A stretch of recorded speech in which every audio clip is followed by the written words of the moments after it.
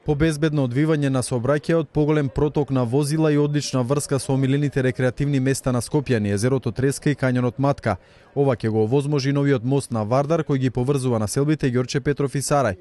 Мостот кој денеска свечено беше пуштен во употреба е капитална инвестиција вредна 96,8 милиони денари. Со вкупна должина од 50 метри, паралелно е поставен до постоечкиот железен мост, кој е изграден пред повеќе од 50 години.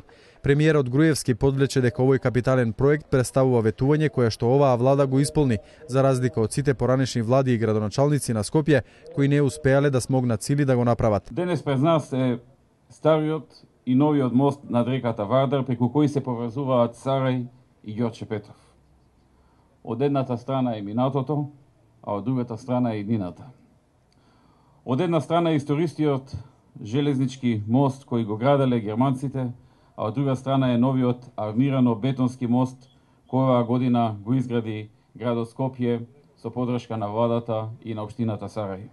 Тој посочи на символиката на мостовите како метафора за поврзување на граѓаните и културите. Почитувани, мостовите, покрај своето практично значење да поврзуваат два брега, представуваат и метафора на поврзување на граѓаните и на културите.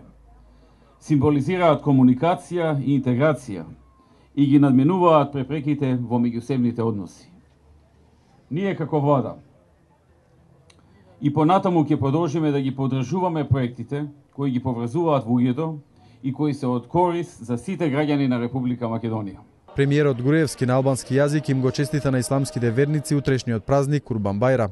Летеје јетме, мефат, перурими и урес саре, пер шуме, вјет. На свеченоста се обрати вице-премиерот задолжен за спроведување на рамковниот договор Муса Џафери, кој особено го поздрави фактот што со овој мост се решава еден реален проблем на граѓаните од општините Сарај и Ѓорче Петров.